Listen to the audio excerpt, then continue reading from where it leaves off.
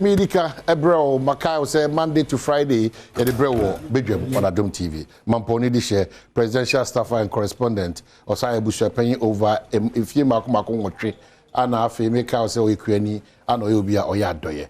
Ye kasa de wa crowd one say manso de dane proso. Yera eye akwasinsia enche bia ono so de title we be din anim mampon for munim dada nti na ne wa betrasi wa begina ide ye kasa da sebre machiao come about she mu sana manchewa because fan form ma wan hia mani so ebiri me fan form I was matching mejo so ba bibi abakọ oh nyame adom ya de nyame na so ikikrim se nko na check board na bibi e ko basa dia eno an o dem me nti se PR ni osmu so jamanfo omo chiamo omo na o timi ko fa ade anya o dia na afi wo so sa ka wo fan form na waka se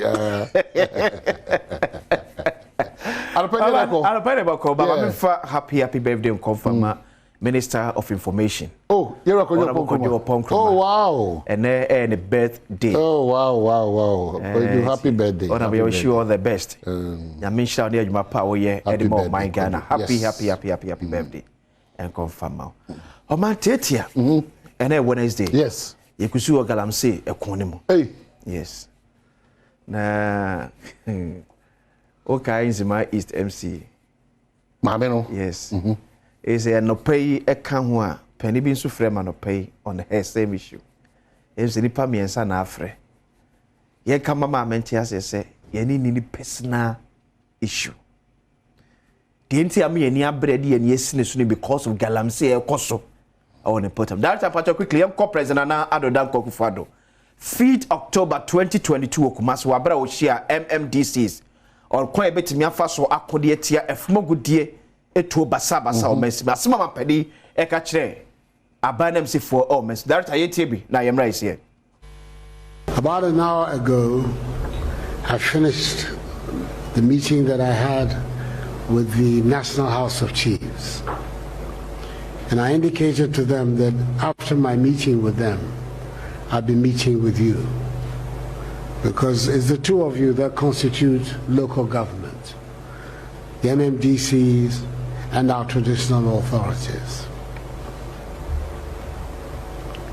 All of you are aware of the great menace that is confronting our country, Galamsey, all over Ghana, and it is now dominating the public discourse.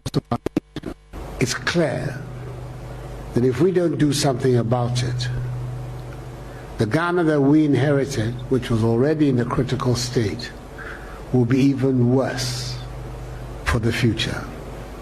There's every need for all of us to work together actively, closely, to make sure that we reverse this phenomenon in Ghana.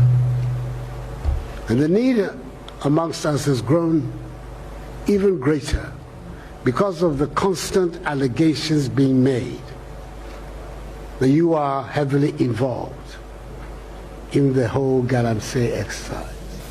I'm coming here today to talk to you about how we can work together to get rid of this phenomenon.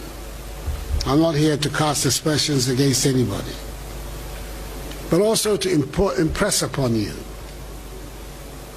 that some of you MMDCs have been heavily alleged. Some were involved in Galamsey.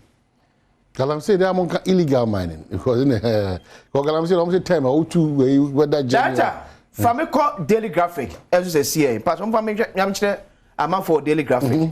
As you say, about some penny, a kai, animal to my penny to foul. But some from DC are down suspended over Galamsey. Based on allegation. And in fact, Mampeni akufa the free kumaso cast as me no, obedun can suspend papa. Because now audio wa bonte se papa you ye DC was me frɛ ho. Galamsey koso no potamu nya de ketua. Wo ye se oye DC what na se ye hwan e ma ne koso na. Onu akasa muso ne huni ne ti ne nsa ne nan asim.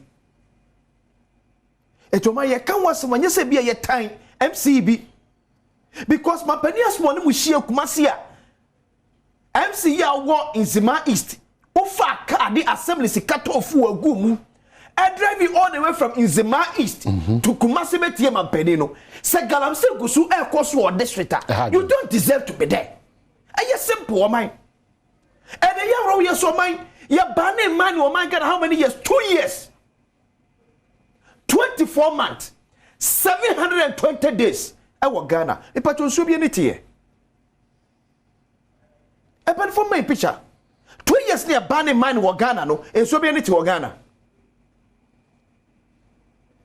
So when we did Jumana show Musa saw Mummy and tears when he etnas yet Hanos or Musa as from the Mirifema or Mani Ede. Entina and Ano Jordana make us say, see a near ready see a fight here. Yes, a Canadian Ramuno. Cosicanaso. Sicanaso. Sican to me and him a brediamo, my Ghana.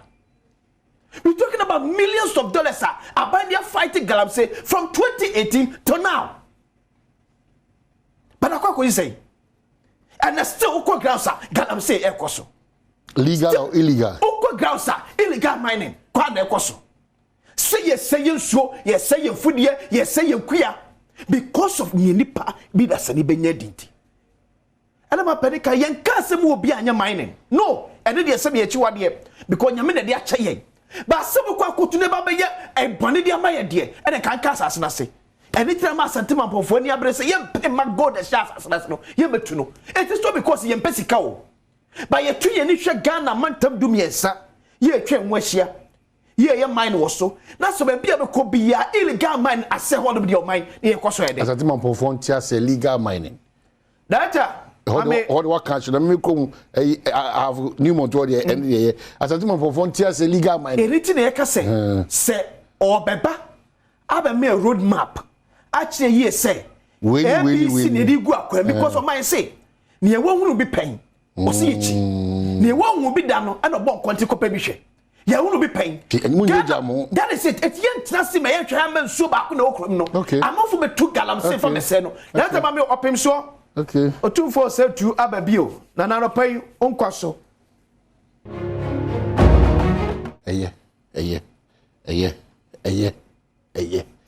My anti docas, what? Move as a docas. Anonymous for my day, or Mati. Tina Mampo for my block on. Yeah, for the Agiatum. Regulated mining here. But any be some wakana, Miss Remo. All Pijan more, Yena ye quadia. The man penya casa. So 2 for casa. Posy penya casa. One so jitum say, Yanya mining, or quite se fataswa, and won't you so. A best say Kurumuni in any binya. Timmy said, "Okay, and you'll be now a dear near series, you'll be near town, and you'll be near say, yen tea the oka cry. Sabina mammy crowd, MCF also crown some fat catty. Do you know who I am for me? Madaroma, or my chichirie, a young crown crutchy, and a nipper cubing chichirie, a Ghana, and a pessia chichirie. Said the bear, yes, you won't sem, your choir won't sem, your diana won't sem, your poem won't sem. We cannot underestimate the relevance of proper mining, especially in the areas of job creation. But nekwansu are very, very important. I found a form of pay. Allah, yeko.